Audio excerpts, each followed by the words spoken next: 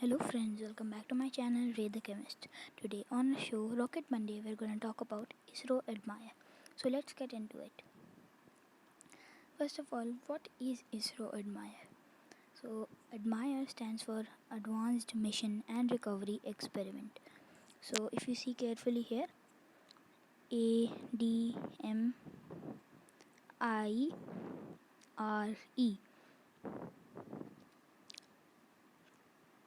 Now these images which you see right here, this image which you see right here, this is the only image that I could find where Isro had given it in a press conference. So this is the only official image by Isro.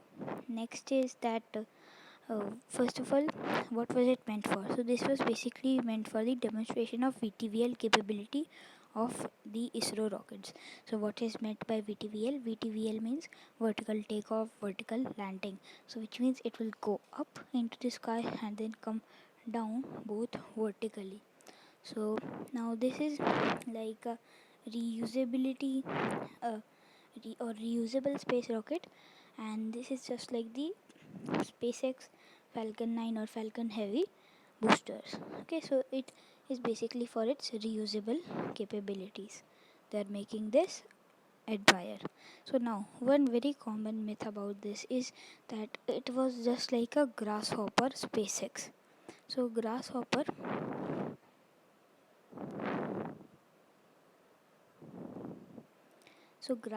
was basically a test or a test rocket which was basically carrying only and only fuel and the engine.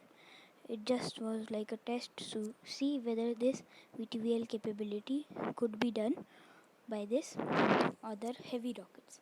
Okay, so this was like a testing feature, and actually Admire is not like one, because if you see closely, the grasshopper does not have any fins. Okay, so when the grasshopper is not having any fins, it basically means that it won't go up too high, because fins are for stabilization, and here you can see it has fins. Also, it has something known as great fins. We'll be talking about all this in our next slide, so let's get on to it. Now, what are its parts?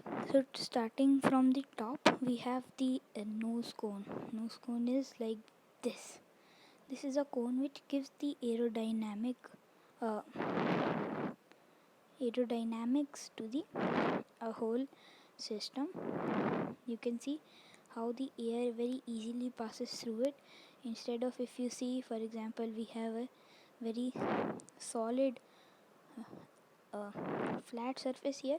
So you can see this, the air would hit it and it would create drag. That's not what we want. So they use a conical kind of shape or a cone, so that the air is easily deflected past it. Okay, so this is why they have a nose cone. This nose cone is also a house for the payload, which means the whatever thing the rocket is trying to get up into space. Next is the grid fins. I talked about them just a second ago, and those grid fins are basically these things. These look like this. So they are attached to the main rocket body, and they have these kinds of grids on them, thus being known as grid fins. Now these have the capability of being released out and taken in. So they can also move side to side, and basically they are aerodynamically controlling the uh, yaw, pitch, and roll of the uh, rocket. So these basically rely on the airflow passing through them to change the direction and the movement of the rocket. But also it has a capability of using vernier thrusters. These are small thrusters which shoot out gases to just move the rocket left to right and wherever it wants to move. Next, let's talk about the landing gears. Landing legs are basically these things which are coming out. Let me remove this other stuff. So these structures that you see here are the landing legs. They basically act as a shock absorber.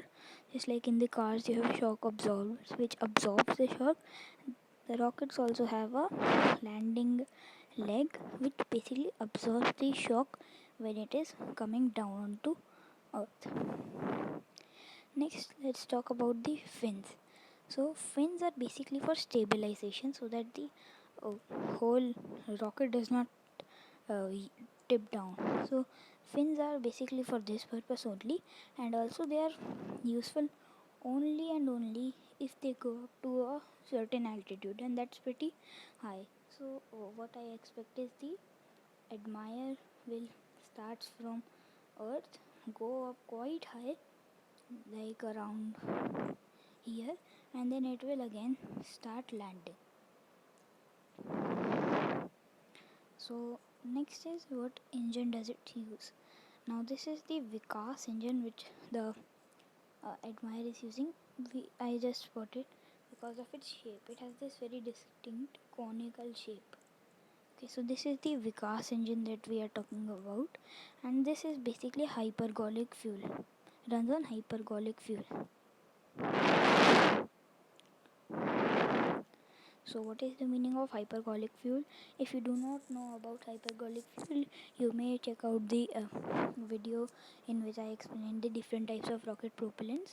Be sure to check it out in the channel, but let me just give you a brief introduction on what hypergolic fuel is. It is basically two types of fuels which when combined together ignite on their own, so they do not need a separate igniter. That is the reason this is pretty easy to shut down and turn on. Again, you can just control the flow of the both the fuels. When you stop it, engine will automatically stop. When you turn it on, the engine will turn on. Now India does not have a very specific uh, engine which can be used for reusable flight, but surely the uh, SC1, which is the semi cryogenic engine 1, which Isro is developing, it may be able to do these kinds of reusable things. And also India is developing scramjet engines for the rockets, so they might also be configured for these kinds of situations. Now let's talk about how does it navigate and locate its height.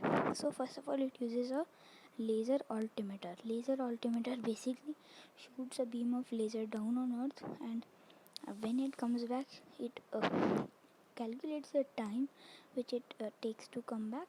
Like, let me just show you. If this is the ground, the laser would come down and then bounce back. The time taken for it to bounce back can be just can be found out, and then we could calculate it with the speed of light to find the distance from Earth. Okay, so this is basically how the laser altimeter works. It was previously used in the Chandrayaan lander Vikram, where it was used to measure the distance from the moon's or lunar surface and the lander.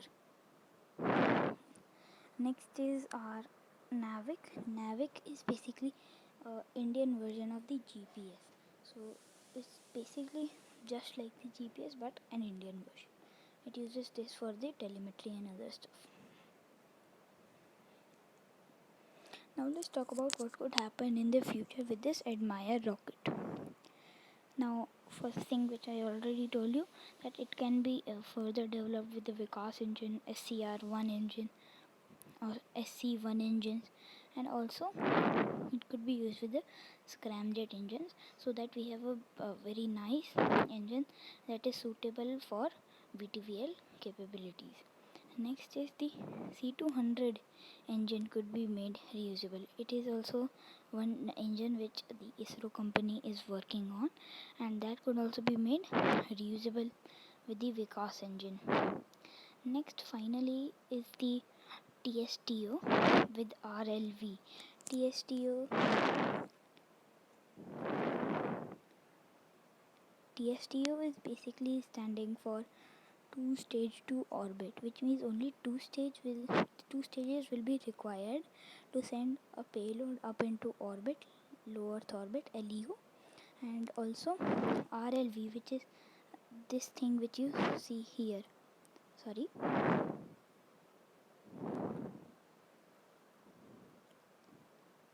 So this is the RLV. You can see it basically is like a spacecraft or a space shuttle, and it can be put aboard the Admire rocket like this. Let me draw it with a different color. So the RLVTD could be put upon the Admire where it can go up. Then the RLVTD may put the payload into orbit where the Admire is now coming down to Earth, and then RLV takes a simple landing onto the runway strip. So that was it for today's video. Please like, share, subscribe, and comment about what would you like to see in the future Science Friday and Rocket Monday episodes. Thank you.